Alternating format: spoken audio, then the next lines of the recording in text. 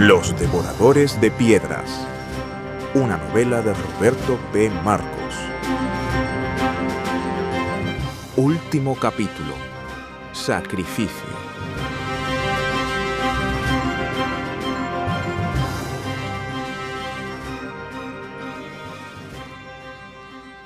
Karl Jaeger y Tony Smith avanzaban dificultosamente a través del camino que partía de la pequeña cripta por la que habían escapado de las cavernas, oculta en una poco accesible cavidad de la montaña. Era una noche estrellada, apenas iluminada por la pálida luz de una luna menguante. A pesar de la altura, no habían encontrado nieve cubriendo ningún tramo del camino, probablemente debido al buen clima de los últimos días en aquel incipiente verano austral. El aire frío, eso sí, soplaba con gran fuerza, aullando entre las rocas.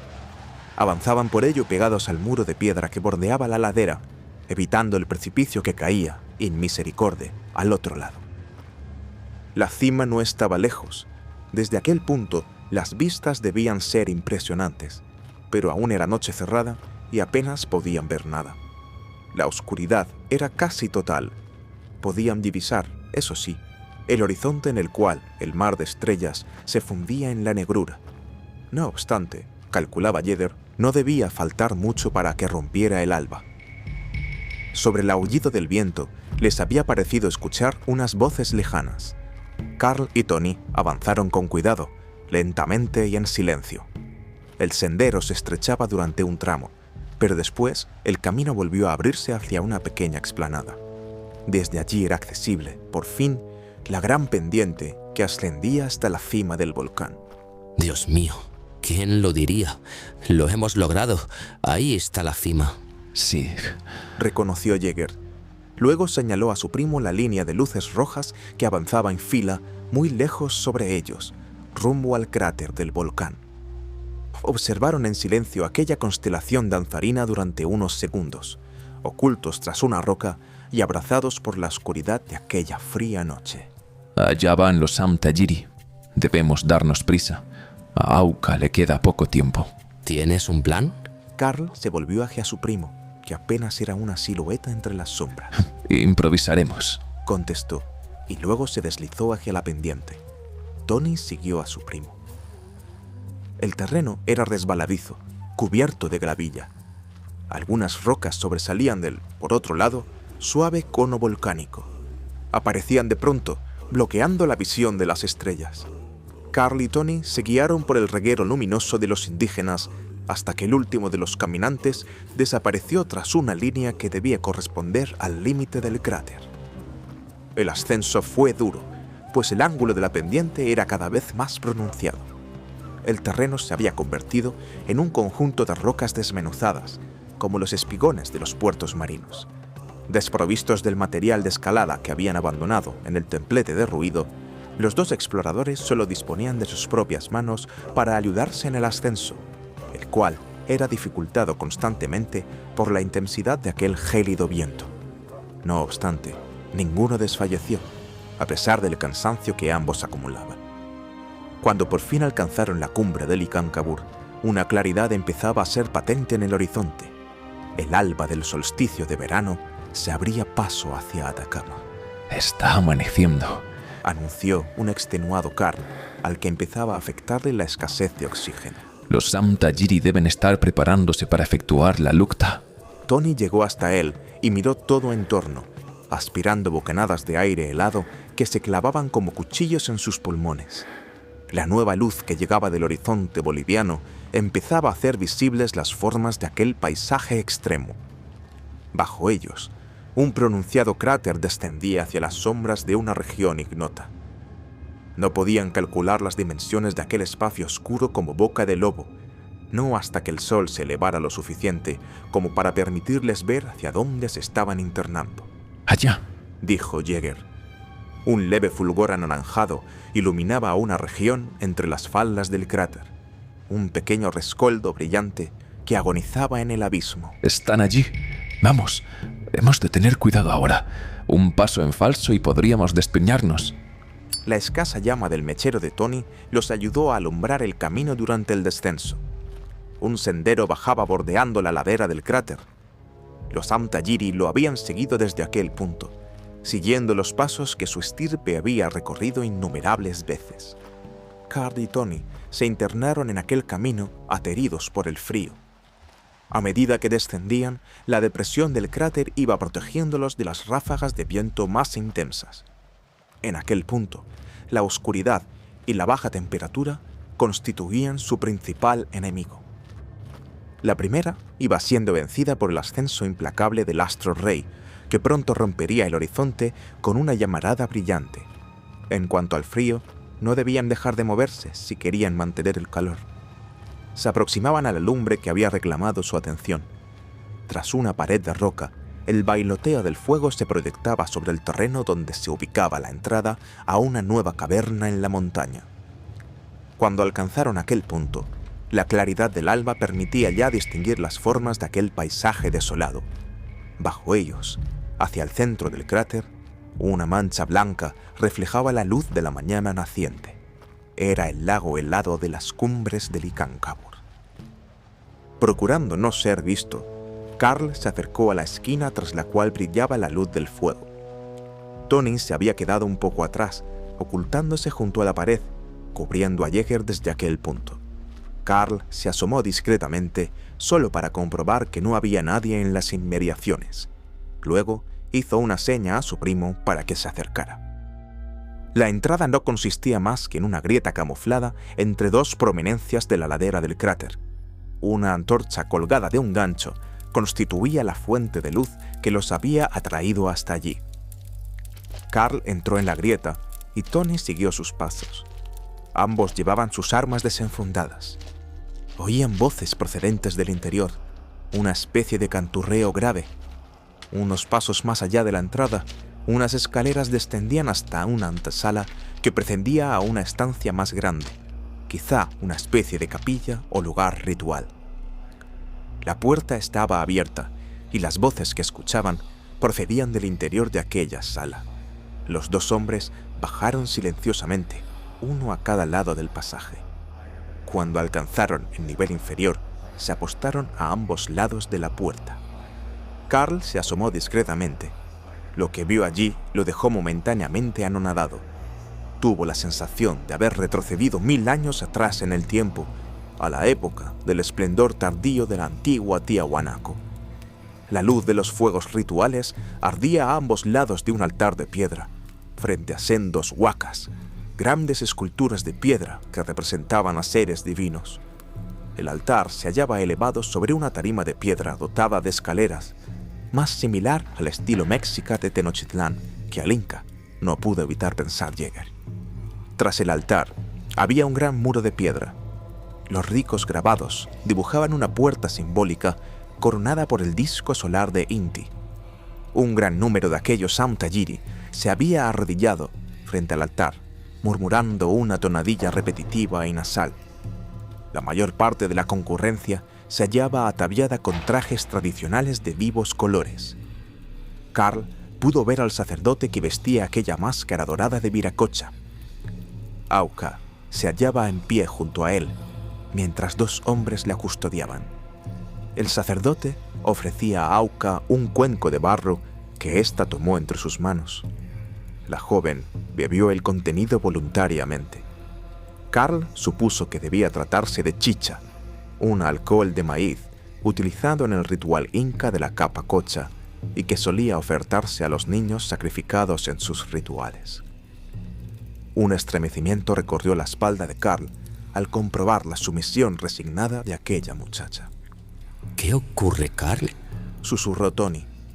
El aludido no contestó, por lo que el joven norteamericano también hubo de asomarse para contemplar aquello que reclamaba la atención de su primo. Por las barbas de Lincoln, ¿cuántos de estos tiraflechas hay ahí metidos? Carl le hizo un gesto para que se mantuviera en silencio.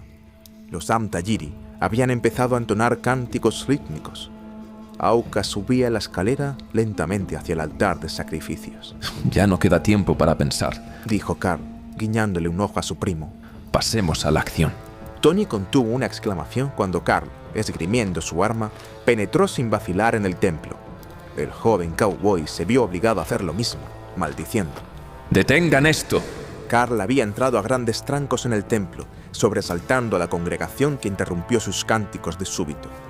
Apuntaba con su arma directamente al sacerdote que presidía el ritual, el cual se había vuelto hacia el lugar donde ambos habían hecho acto de aparición. ¡Detengan esta locura y liberen a la muchacha! ¡Ahora! Un silencio siguió a sus palabras. Luego, el sacerdote se aproximó lentamente al borde de la tarima, al tiempo que elevaba los brazos en actitud desafiante. Su risa se propagó a través de los ecos de aquella sala pétrea. «Joven insensato», exclamó el chamán, mientras se levantaba la máscara, mostrando su arrugado rostro de edad indefinida. «Usted, hijo de un pueblo que cree poseer la verdad absoluta, ¿acaso puede, joven extranjero, jurar que su código moral es superior al nuestro, cuando en nombre de su Dios se ha vertido la sangre de cientos de pueblos? ¿Acaso esa ilusión de superioridad le da derecho a cuestionar la verdad milenaria de Tunupa Viracocha? No, dos forasteros del exterior que nada saben de la maldición de los Amtayiri jamás podrán entender lo que está en juego esta noche». Sé lo que usted cree. También yo he visto a las criaturas que inspiran el temor que los suyos utilizan para someter a su pueblo. Nada puede justificar el asesinato de una niña. La humanidad ha crecido en estos últimos 500 años. Nada les asegura tampoco que las muertes de todos los inocentes que su culto ha sacrificado sean el motivo por el cual los Anchanchus siguen recluidos en este lugar. Si esas criaturas permanecen en la montaña, es porque Licancabur ha sido su hogar durante miles de años. ¿Qué demonios cree que sabe sobre los Anchanchu?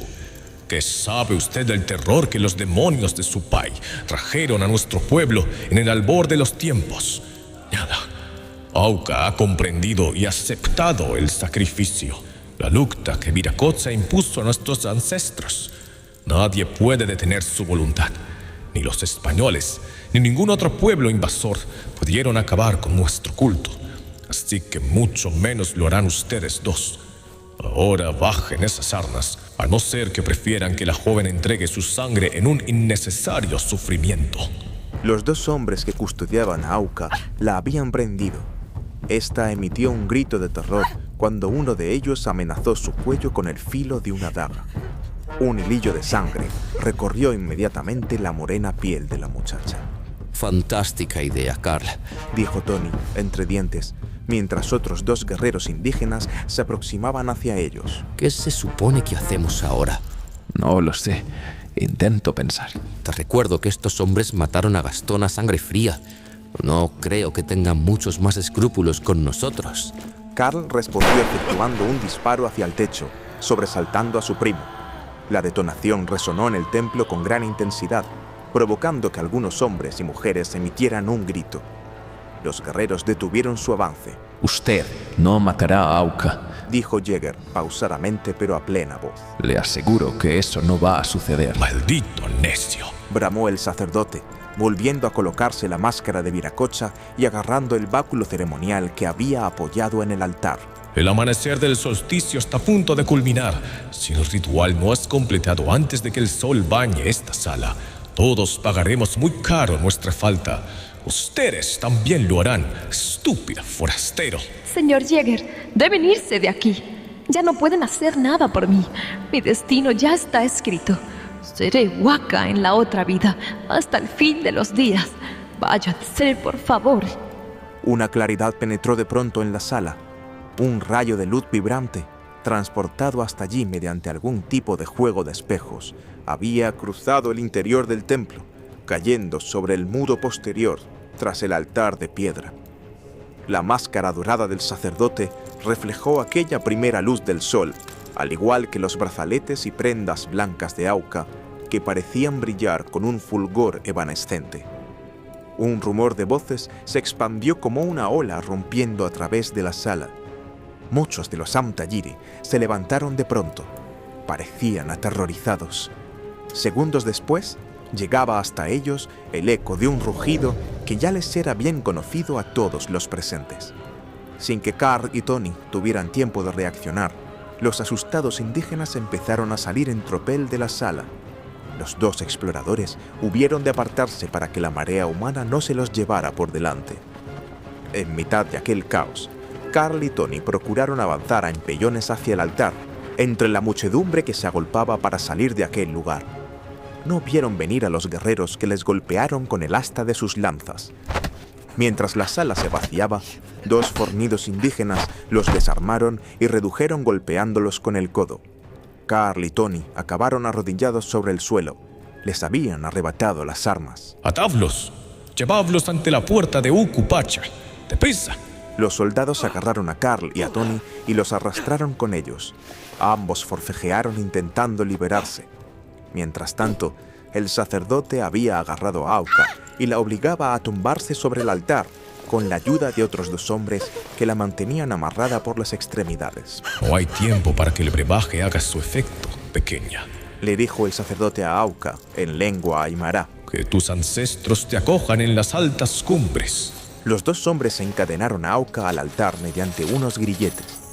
Esta emitió un gemido desesperado cuando el sacerdote extrajo del extremo del báculo una daga ceremonial, un tumi de borde semicircular, decorado en su mango con una efigie dorada, tocada con numerosas piedras preciosas. Una hermosa herramienta dedicada a un macabro fin. Mientras esto tenía lugar, algo golpeó con gran fuerza el muro de piedra junto al cual los dos guardias retenían a Carl y Tony, amenazándolos con sus propias armas. El golpe procedía del otro lado. Sus captores, sobresaltados, dieron un paso atrás mientras observaban con ojos atemorizados el mural que representaba la puerta hacia Ucupacha, el mundo inferior, poblado por los demonios de su país. Pequeños cascotes de piedra se habían desprendido del muro debido al fuerte impacto. Carl sabía que no tendrían otra oportunidad. Dirigiendo una fugaz mirada cómplice a su primo, y sin pensárselo dos veces, Carl se abalanzó contra uno de los dos soldados incas, el que le había arrebatado su arma. Tony hizo lo propio. Sin esperar esta súbita acometida, ambos guerreros fueron sorprendidos con la guardia baja. Carl golpeó primero mediante una patada en las piernas de su adversario, al tiempo que aferraba la lanza que éste portaba agarrada solo con una mano, y tiraba de ella hacia atrás para arrebatársela. El soldado cayó de espaldas. La Walter que el indígena había cargado en la otra mano se deslizó entre sus dedos y salió volando hacia la sala, cayendo por las escaleras más allá del altar. Mientras tanto, Tony se había lanzado contra el otro guerrero, golpeando fuertemente su estómago mediante un derechazo al más puro estilo de un boxeador. El guerrero se había encorvado debido al golpe, cosa que Tony aprovechó para efectuar una nueva treta. Agarrando la lanza de su contrincante con ambas manos y girándola rápidamente en el sentido de las agujas del reloj para forzarle a soltarla. Una vez obtenida el arma, en un veloz movimiento y dando un paso hacia atrás para tener mayor ángulo, Tony agitó la lanza con ambas manos, golpeando al guerrero en el brazo que aferraba su colt. Este no soltó el arma. El guerrero empezaba a recuperarse del primer golpe y, volviendo a erguirse, se replegó hacia atrás. Extendió el brazo para apuntar con el revólver hacia Tony, y este, arrojando la lanza al suelo para tener más movilidad, hubo de esquivar un disparo que impactó contra el muro. ¡Acabad con ellos!, ordenó el chamán a los otros dos hombres que le habían ayudado a amarrar a Auca. Yo me encargo de la muchacha. ¡Rápido! Un fuerte temblor hizo tambalear toda la estructura de la sala, haciendo perder el equilibrio a los hombres que se habían lanzado a la caza de los dos exploradores. Dios, ¿y qué más? ¿Ahora un terremoto? Carl, al que por suerte el súbito temblor había pillado en una posición estable, aprovechó aquel momento para golpear con el asta de la lanza a uno de los dos hombres que se habían abalanzado contra él. El fuerte golpe asestado con el arma hizo caer al indígena, mientras el otro hubo de mantener el equilibrio extendiendo ambos brazos y caminando unos pasos en falso hacia atrás. Luego, Carl saltó sobre el guerrero derribado, dirigiéndose raudo hacia el altar en auxilio de Auca. El chamán ya había alzado el tumi sobre ella y se disponía a asestar una puñalada mortal. El temblor había durado escasos segundos, pero hubo más réplicas. Pareciera que el largamente dormido volcán hubiera despertado de pronto en reproche la presencia impía de aquellos hombres en un lugar tan sagrado como lo era su cima. Una grieta había empezado a abrirse en el muro, siguiendo curiosamente el dibujo del resquicio de la puerta simbólica hacia la tierra de los muertos que el mural representaba. Ni Carl ni Tony tuvieron tiempo de apercibirse del insólito hecho. Estaban demasiado enfrascados en la lucha que tenía lugar en las inmediaciones del altar. Tony se había lanzado contra el guerrero que empuñaba su revólver y ambos habían caído rodando al suelo. Tony, tendido sobre él, intentó inmovilizar a su adversario con todo el peso de su cuerpo, mientras intentaba infructuosamente propinarle un puñetazo en toda la barbilla al indígena. Este había bloqueado el golpe, amarrando el puño de Tony gracias a su enorme manaza. El guerrero intentó apuntar con la pistola, pero el norteamericano impidió que pudiera llegar a hacerlo, echando su peso contra el brazo del nativo y eliminando su libertad de movimiento. Luego, Tony intentó arrebatarle el arma con ambas manos. El guerrero, con la otra mano libre, golpeó a Tony en el costado, haciendo que gritara de dolor. Este liberó al guerrero y rodó hacia un lado, levantándose hábilmente del suelo, mientras este, menos ágil, aún se hallaba en tierra.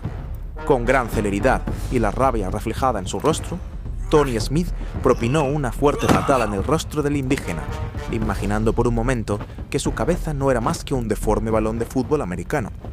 El guerrero quedó instantáneamente inconsciente y Tony pudo recuperar su arma. Mientras este enfrentamiento tenía lugar, Karl Jäger había golpeado al chamán con el asta de la lanza, empujándolo e impidiendo que pudiera clavarle la daga ceremonial a Auka, quien se agitaba desesperada sobre la fría piedra del altar. El chamán, armado con el tumi y el báculo ceremonial, caminó hacia atrás rápidamente, alejándose de Karl. Retiró su máscara para tener mayor visión y encajó de nuevo la daga en el versátil báculo, esta vez con el filo hacia afuera, convirtiéndolo en un arma contundente. El enfurecido chamán acometió un primer ataque contra Karl, revelándose como un hábil esgrimista de lanza. Karl repelió el ataque con su arma, habiendo de retroceder ante un segundo movimiento encadenado del báculo. Los temblores proseguían en espacios de pocos segundos y con una intensidad considerable. El templo, ubicado en el mismo cráter de aquel volcán súbitamente inestable, quizá no aguantara lo suficiente como para verlos salir vivos de allí. La grieta que convertía el dibujo del mural en algo mucho más similar a una puerta real ya había completado el trazado. Mientras tanto, los golpes que antes habían sonado desde el otro lado se habían reanudado y empezaban a hacer bailar el muro resquebrajado. Trozos enteros de los bloques de piedra que conformaban la pared empezaron a desprenderse, hasta que un derrumbe parcial reveló por fin la oquedad que existía al otro lado. Toda una cavidad atestada de rugientes criaturas, deseosas de ser liberadas por fin del sello místico de los primeros Amtayiri. Tony pudo presenciar el derrumbe de aquella parte del muro, justo en el momento en que recuperaba su revólver. Por cuestión de unos pocos segundos, tuvo tiempo de reaccionar y esquivó los escombros que finalmente sepultaron a su anterior adversario, que seguía inconsciente en el suelo. «Karl, tenemos compañía», exclamó, mientras con horror observaba cómo una horda de devoradores intentaba derrumbar el resto de aquel muro. Acto seguido, empuñó su revólver, al que no debían quedarle más de 3 balas. El indígena al que Karl había arrebatado el arma, que ya se había levantado, huyó del lugar al ver cómo aquellas diabólicas criaturas avanzaban desde el otro lado del muro.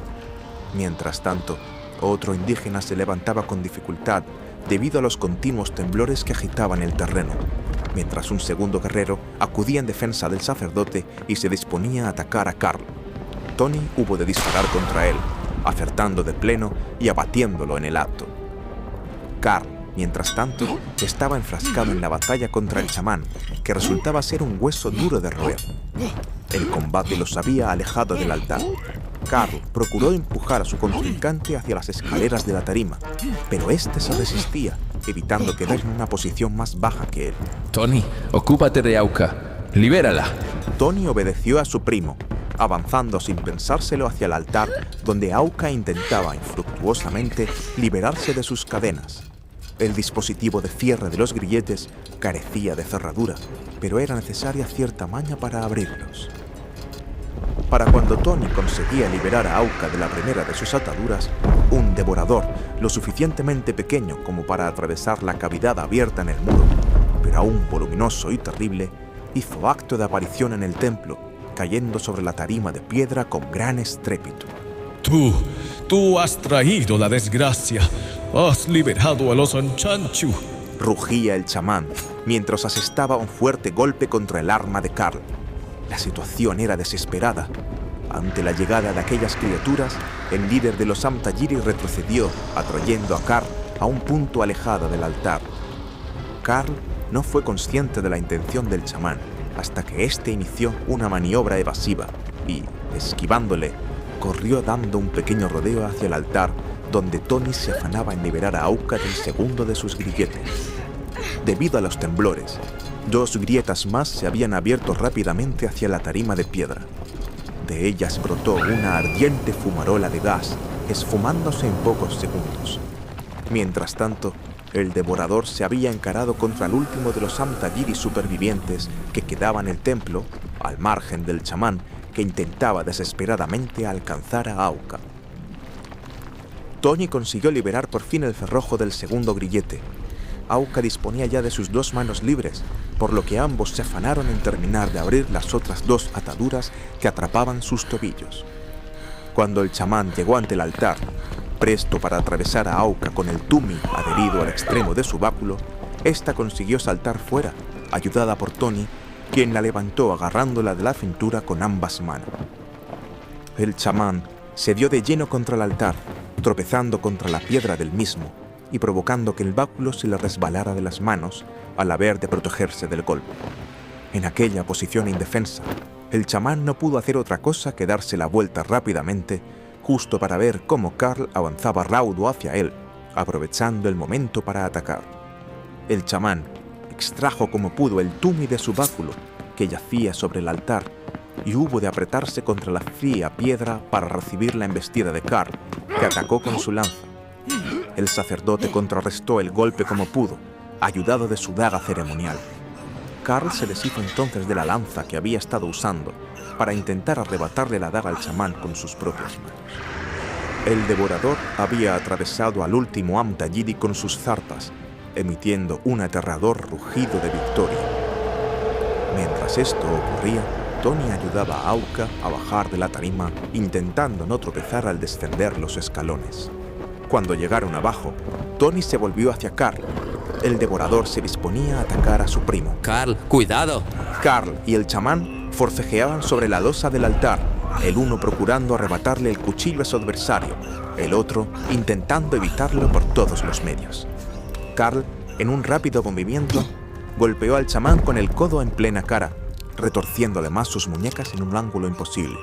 Pero el chamán empujó súbitamente a Carl con ambas piernas, lanzándolo lejos del altar, justo en el momento en el que el devorador se disponía a saltar sobre ellos. Fue entonces cuando Karl Jäger fue testigo del suceso más extraordinario que había presenciado en mucho tiempo. Aquella bestia feroz, erguida sobre el altar, contemplaba con sus demoníacos ojos rojos al chamán que yacía tumbado sobre la losa de piedra y que aferraba con mano temblorosa aquel tumi refulgente. En contra de todo pronóstico, el sacerdote supremo de los Amtagiri, en un acto desesperado, se degolló a sí mismo delante del Anchanchu, ejecutando un rápido corte sobre su propio cuello. La sangre brotó inmediatamente a través de la herida autoinfligida, salpicando a la criatura, que emitió de pronto un grito ensordecedor. Carl, vámonos. Esto se viene abajo. Carl tardó unos segundos en reaccionar. Seguía contemplando al devorador, que parecía de pronto lamentarse como si sintiera un terrible dolor.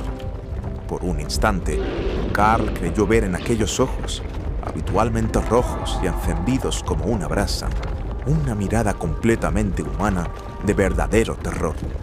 Carl no pudo quedarse a comprobar qué estaba sucediendo realmente. Tony tenía razón, y el templo iba a derrumbarse de un momento a otro. Así pues, Carl bajó corriendo las escaleras del altar, en pos de su primo y de Auka, que ya habían iniciado una carrera acelerada por salir de aquel lugar condenado. Recogió su pistola y salió corriendo como alma que lleva el diablo. La luz del primer amanecer veraniego bañaba ya la cumbre del Icáncamu. Del lago más alto del mundo se elevaban los vapores del hielo consumido por las termas del volcán. Mientras esto ocurría, los miembros del último pueblo heredero de las más antiguas tradiciones incas se desperdigaban por la montaña, en un intento por huir del cráter que parecía querer entrar en erupción. Nada más lejos de la realidad. Los temblores cesaron minutos después de que Karl Jaeger, Tony Smith y la joven Auka de los Santa Yiri salieran ilesos del templo que se había derrumbado tras ellos. Karl abrazó a Auka, estrechándola entre sus brazos y protegiéndola del frío implacable de aquella cumbre. La muchacha lloraba en su pecho, debido a la tensión, el alivio y la gratitud, todo a un tiempo. Tony caminó hacia ellos, frotándose el magullado costado, y posó su mano sobre el hombro de Karl. Buen trabajo, profesor. Habían sobrevivido.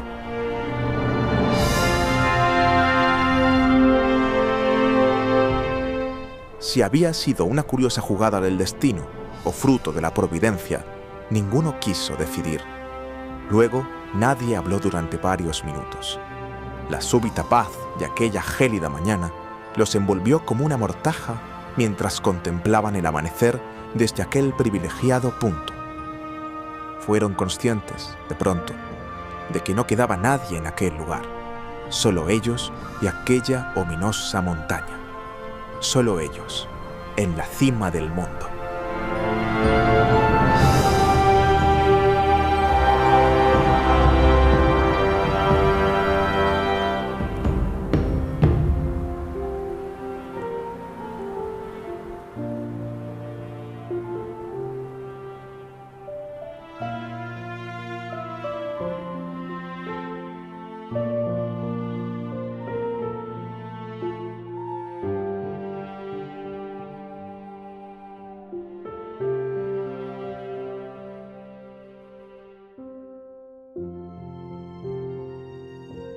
Epílogo.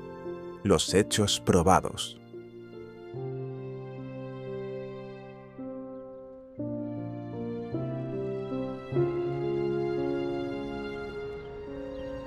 Universidad de Basilea, Suiza, enero de 1955.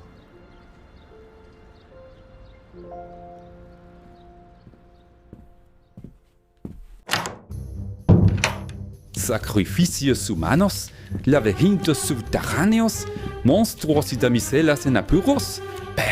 Ludovic Lafosse había entrado en el despacho de Karl Jaeger sin previo aviso, sosteniendo en sus manos un montón de hojas mal grapadas que agitaba teatralmente en el aire. Se había sentado frente a la mesa de Jaeger tras arrojar el manuscrito sobre el desordenado escritorio de su rival. ¿De verdad esperas que el comité apruebe esta sarta de disparates? Parece sacado de una mala novela de aventuras. Karl Jaeger reposó su espalda sobre el cómodo sillón, sonriendo, como venía siendo de costumbre, a un enojado Ludovic Lafosse. Veo que has vuelto a leer mis notas personales sin permiso, Ludo. ¿Acaso nadie te ha enseñado modales a tu edad? Las encontré abandonadas en la biblioteca del departamento. Se disculpó Lafosse, quitándole importancia y haciendo un aspaviento con la mano. Si tú eres tan desastre que ni siquiera aprecias tu propio trabajo, no es culpa mía. No me extraña, de todos modos, teniendo en cuenta el material del que se trata. Lo que no debería extrañarme es tu fisgonería, impropia de un caballero, dijo Karl, levantándose del asiento y dirigiéndose hacia el mueble para servir una copa de coñac a su indeseable visita. Mi artículo se basará únicamente en los hechos probados, como siempre he hecho.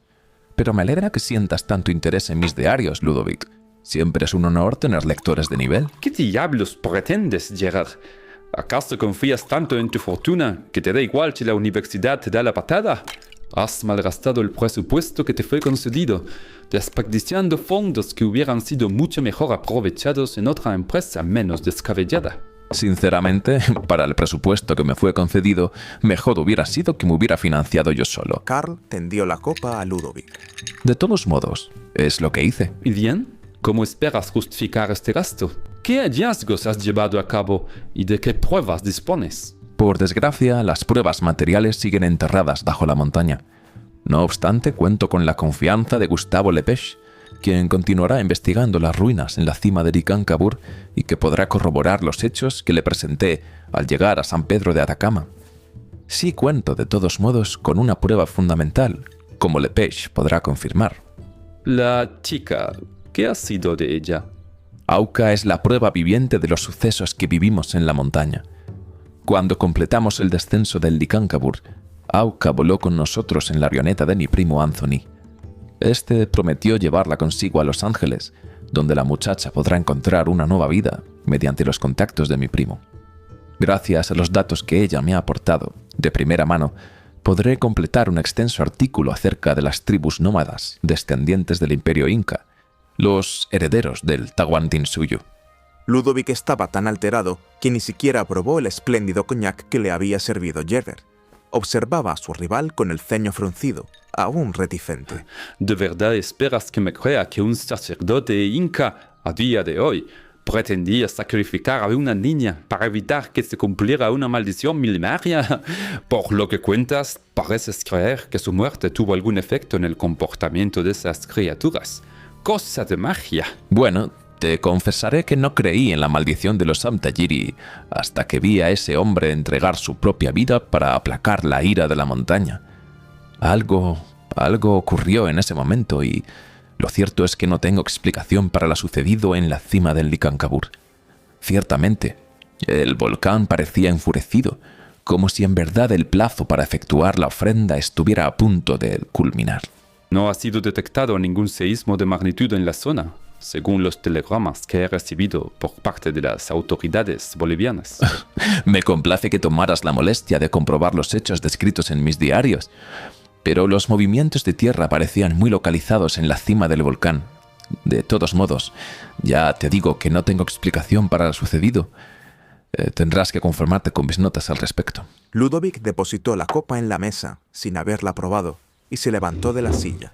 Tú sabrás lo que haces, Gerber. Pareció claudicar Ludovic. De todos modos, ya no es asunto mío. Por fin, han aprobado mi traslado a la Sorbonne. Algo he oído. Así que finalmente te trasladas a tu París natal. Me alegro por ti. Sí, sé que lo haces, dijo Ludovic con evidente sarcasmo. Nos veremos por allí entonces. Tengo previsto acudir con Eleanor a lo largo de este año y me gustaría asistir a un par de conferencias que me interesan bastante.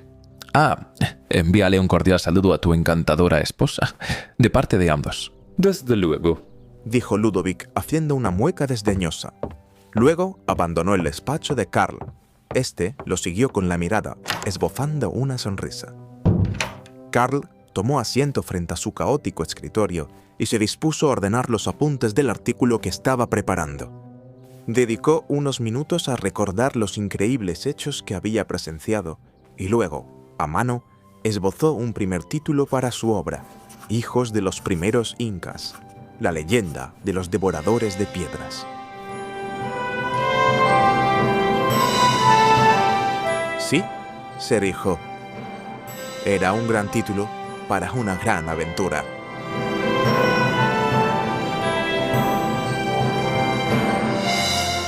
Esta ha sido una producción de Maki Ficción Sonora. La novela Los Devoradores de Piedras está disponible para su compra en Amazon.